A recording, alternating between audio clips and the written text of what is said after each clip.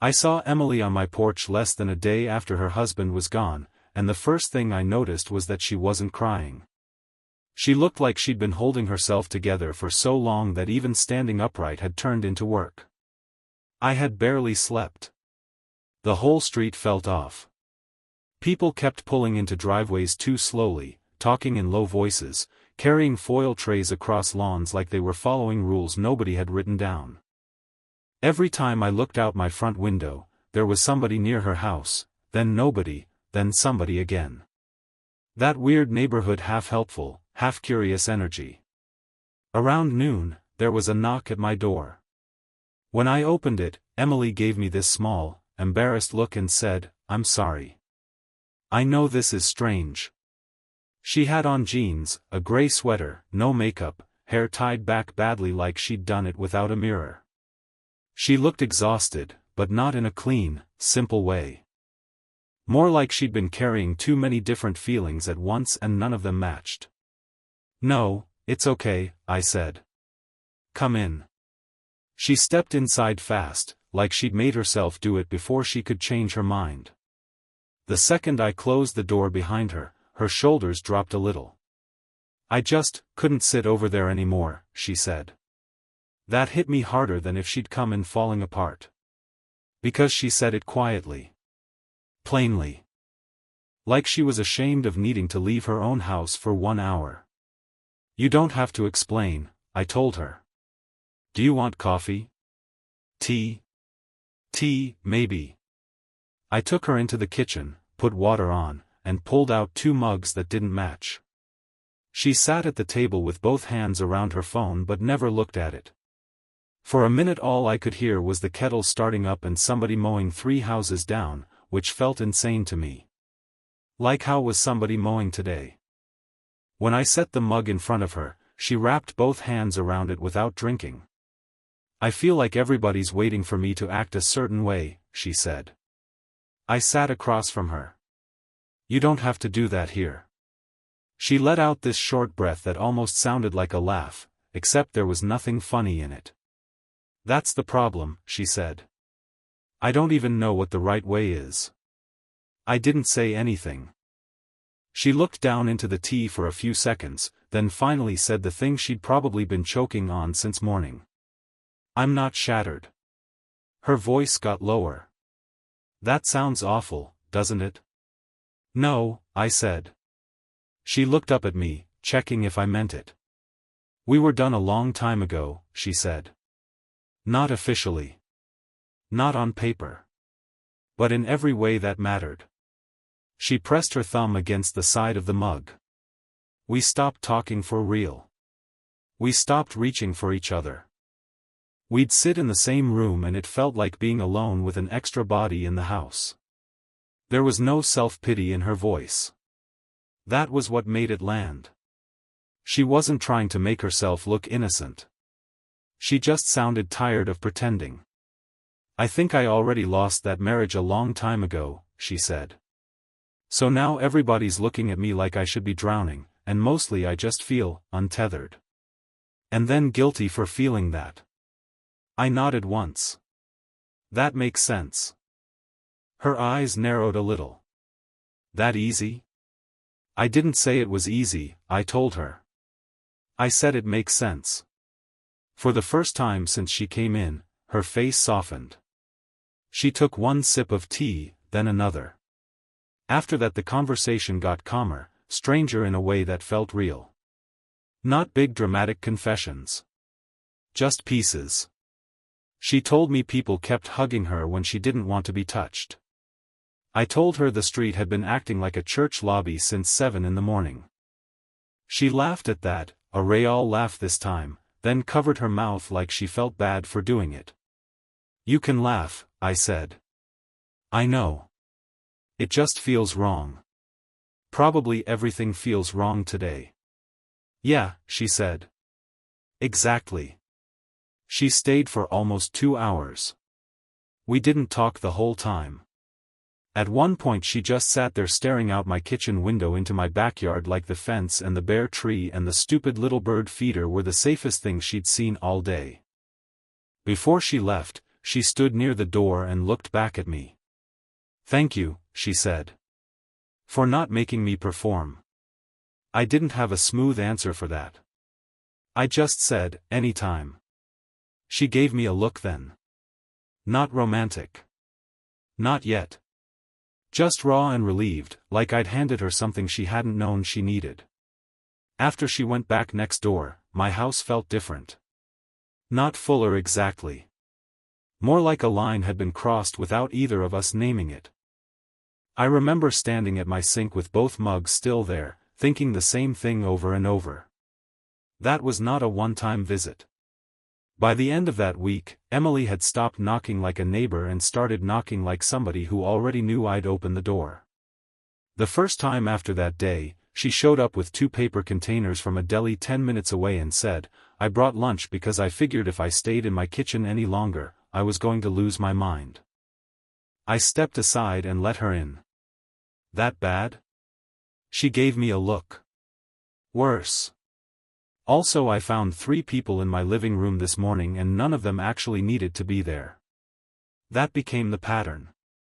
Not every hour, not in some dramatic way, but enough that my house started adjusting to her without me even noticing.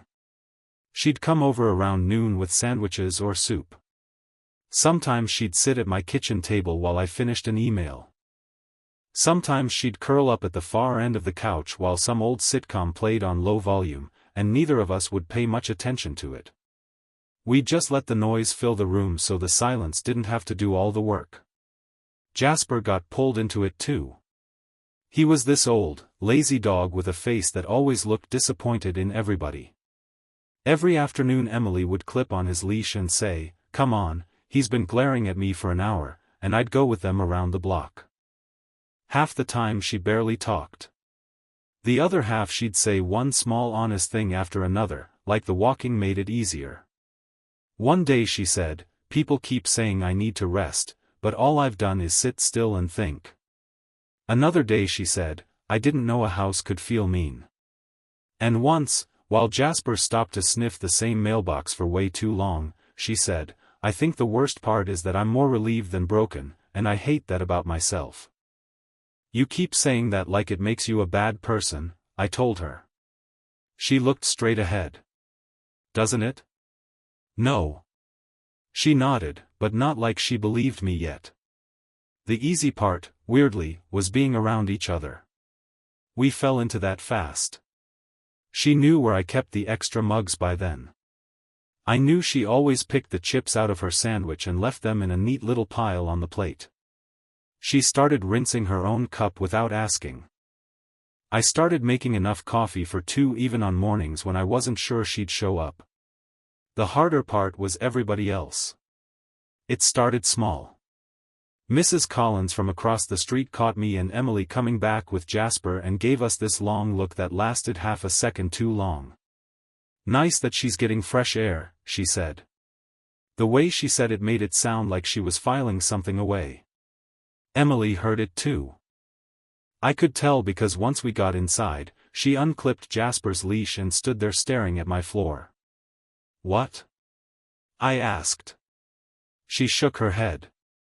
"Nothing." It wasn't nothing. She let out a breath. "People are watching."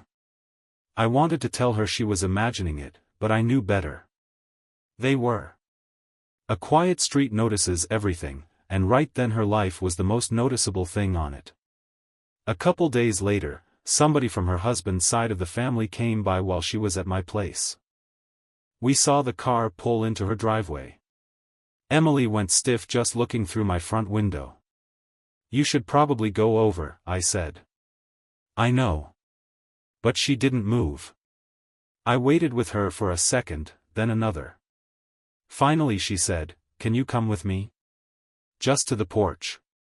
So I did. The woman at the door was her husband's older sister, Dana. Perfect coat, tight mouth, one of those faces that made every sentence sound like a correction. She was holding a glass dish wrapped in a towel. "Oh," Dana said when she saw me standing there beside Emily. "I didn't realize you were busy." Emily's whole body changed.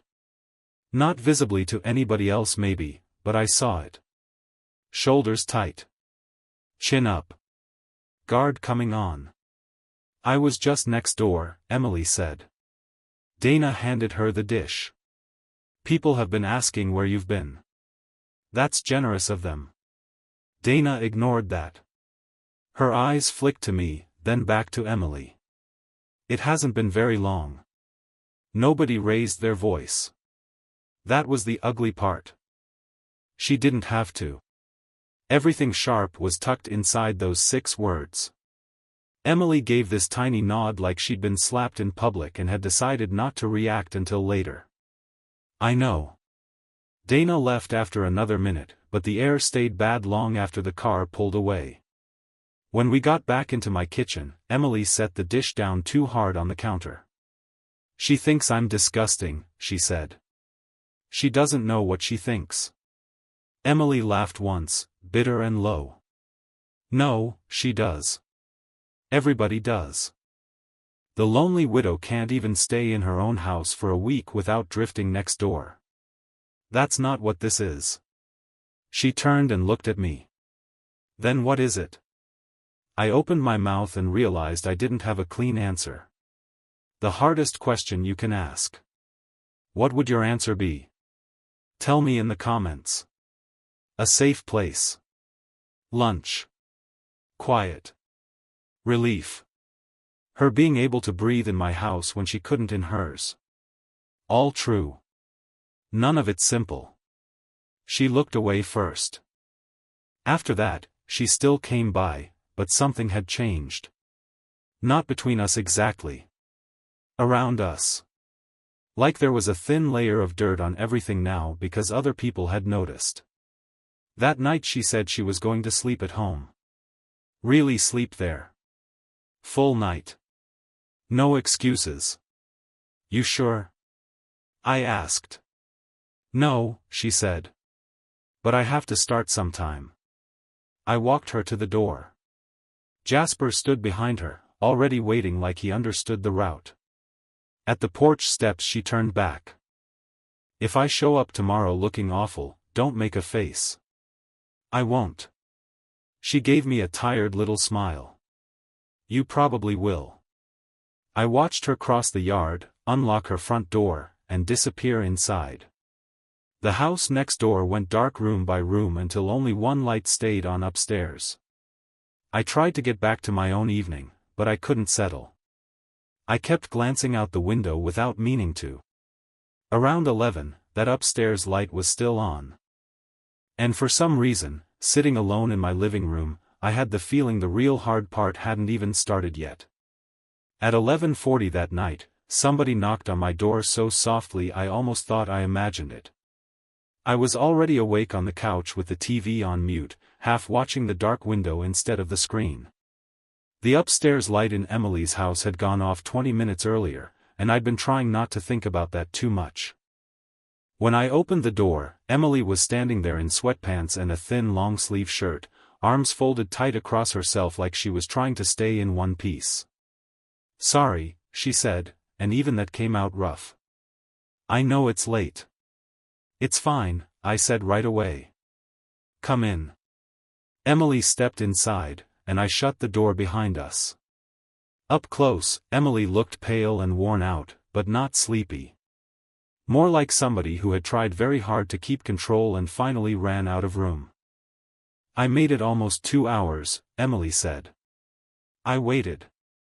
I went upstairs, turned on the lamp, brushed my teeth, did everything the same way I always used to. Emily gave this small, humorless smile.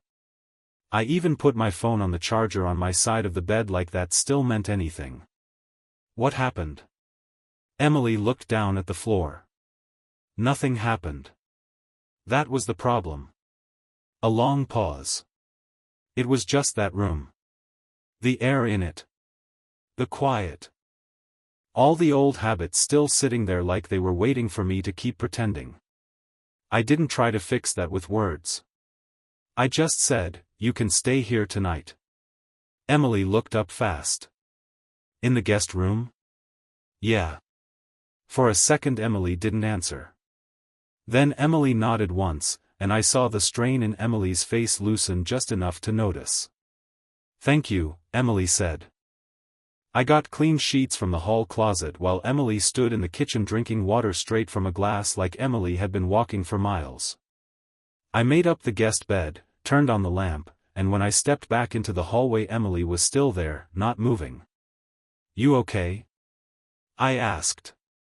Emily shook Emily's head. Then, before I could say anything else, Emily stepped forward and put both arms around me. It wasn't dramatic.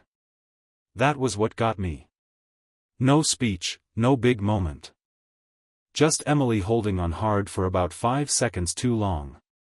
I put my arms around Emily too. "Sorry," Emily said against my shoulder. "Stop saying sorry." Emily let out one shaky breath, then stepped back. "Good night, Jerry." "Good night." The next morning I came into the kitchen and stopped short. Emily was standing at my counter in one of my hoodies, sleeves hanging past Emily's hands, hair loose, kettle just starting to steam. Jasper was sprawled near the back door like he had already accepted the new arrangement. Emily turned when Emily heard me. "I borrowed this from the chair in the guest room." I was cold. I should have said something normal. Instead I just stared for a second like an idiot. Emily smiled for the first time in 2 days. "That bad?" "No," I said. "Just unexpected." Emily poured hot water into 2 mugs like Emily had done it there 100 times already. The whole thing looked so natural that it should have felt strange, but it didn't. It felt like the line had already moved while neither of us was looking. After that, Emily stayed over again. Not every night. But enough. Sometimes Emily would go home after dinner and make a serious effort to stay there. Sometimes around midnight I'd hear the soft knock again. Other times Emily would just say, while rinsing a cup at my sink, "I'm not up for going back tonight," and I'd nod like that was the most ordinary sentence in the world. The ordinary part was what made it dangerous. We got too good at it. Coffee in the morning. Jasper scratching at my door at 6. Emily sitting cross-legged on my couch reading emails with my blanket over Emily's lap. My grocery list quietly changing without me thinking about it. More tea. Better bread. Dog treats. Shampoo I didn't buy. Then one afternoon, everything tilted. Emily asked if I could help sort through some boxes in the downstairs office. "Nothing major," Emily said. "Just papers. I keep avoiding that room." So I went over. The office smelled stale, like the window hadn't been opened in months. There were stacks of unopened mail, folders, chargers, old receipts, 2 coffee mugs with rings at the bottom. Emily stood in the doorway for a second before going in. "Let's just do 1 hour," Emily said. We sat on the floor with boxes between us.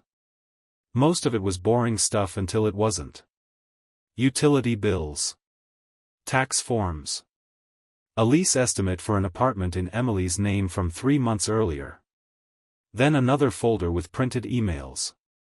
Then a yellow pad with dates and numbers and notes in Emily's handwriting. I looked at one page too long, and Emily saw it. "I was getting ready to leave," Emily said. I set it down carefully. "Okay." Emily laughed once, but there was no humor in it. That sounded awful. "I'm listening." Emily sat back against the wall. "It was over, Jerry. Not just sad. Not just distant. Over. We barely spoke unless it was about bills or whose turn it was to deal with something annoying. I'd looked at apartments twice. I had a savings plan. I was trying to figure out how to do it without turning the whole street into a circus. I nodded, but something inside me had already gone tight. Emily kept talking. "That's why I feel so twisted about all this. People think I lost this great love. I didn't. I lost a life I already wanted out of." The room went quiet. Because suddenly a thought hit me so hard I couldn't push it away. What if I was just the nearest exit? What if Emily didn't really see me at all?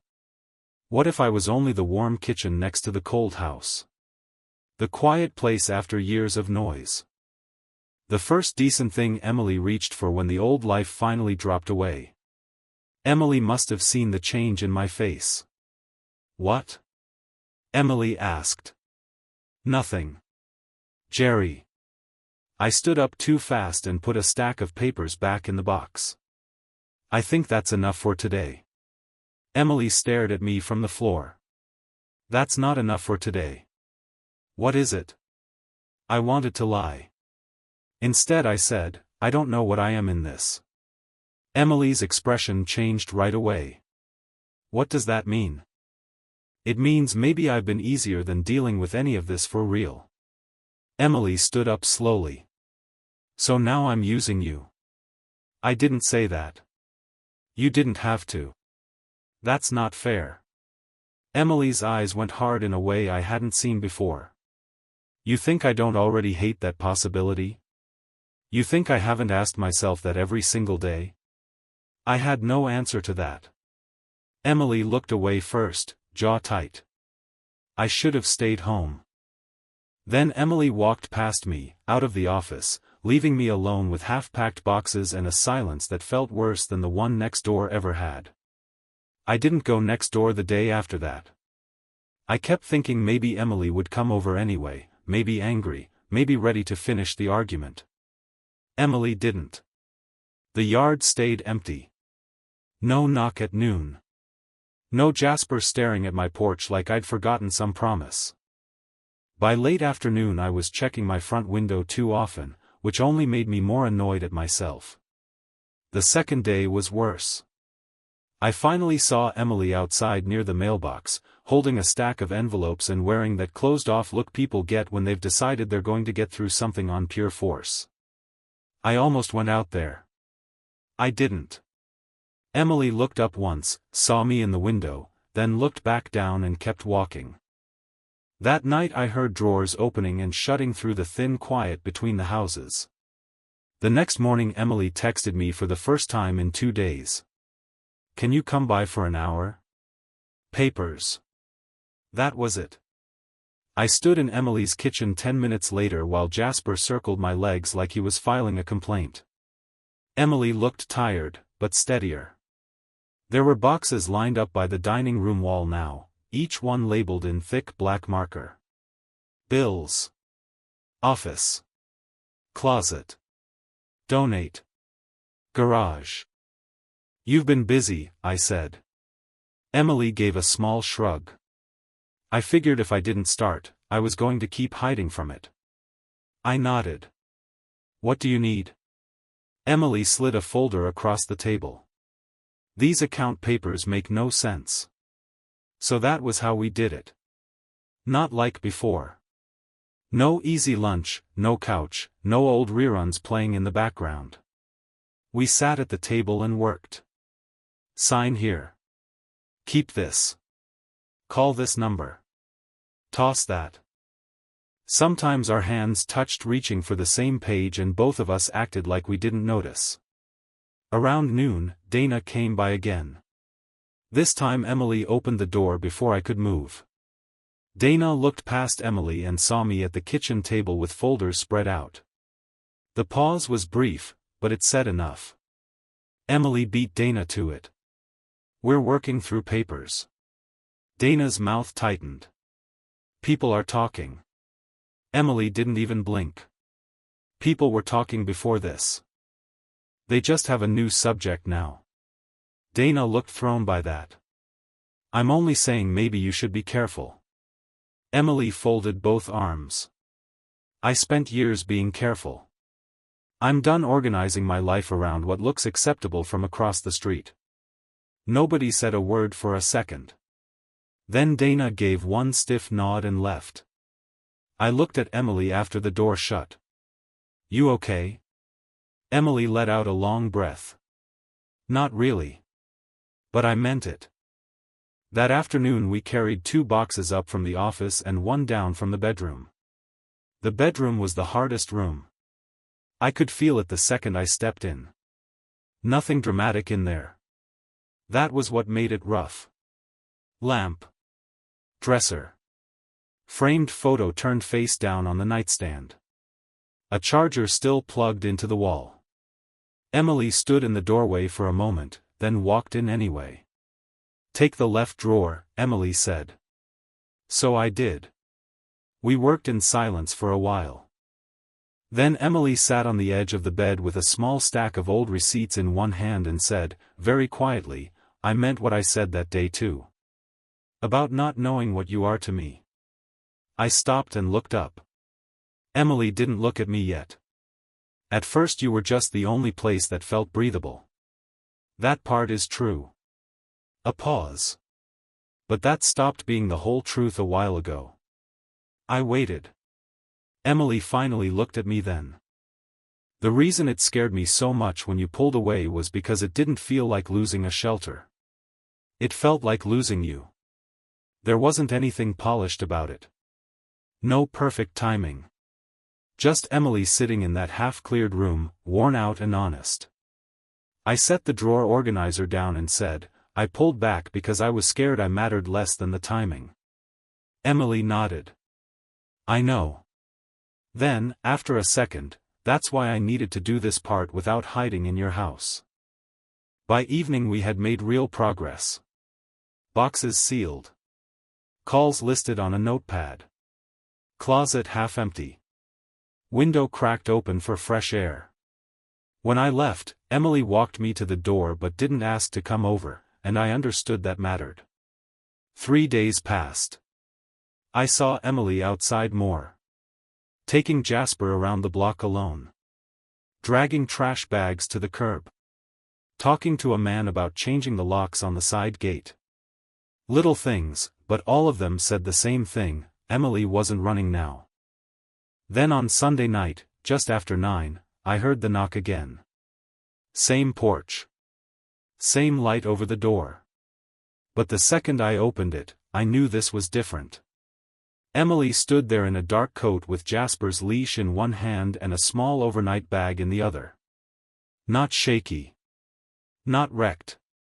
Just serious. "I can stay at my house now," Emily said. I didn't say anything. Emily lifted the bag a little. "I'm not here because I can't make it through the night." Something in my chest went tight. Emily took one step closer. "I'm here because I handled what I kept avoiding. I stayed. I sorted it. I faced the rooms. And when I was done, the place I wanted to be was still here." "With me?" I asked. Emily looked right at me. "Yes. With you." For a second I just stood there, taking that in. Not panic. Not guilt. Not a collapse. A decision. I stepped aside and opened the door wider. Emily came in slow this time, like there was no rush at all. Jasper walked past us like he owned both houses by then. Emily set the bag down by the wall and looked at me with that same tired, open face from the first day, except now there was something settled in it. I put my hand on Emily's cheek. Emily leaned into it immediately. Then I kissed Emily. No speech after. No need. A minute later Emily was in my kitchen filling the kettle like it was the most natural thing in the world, and I was standing there watching.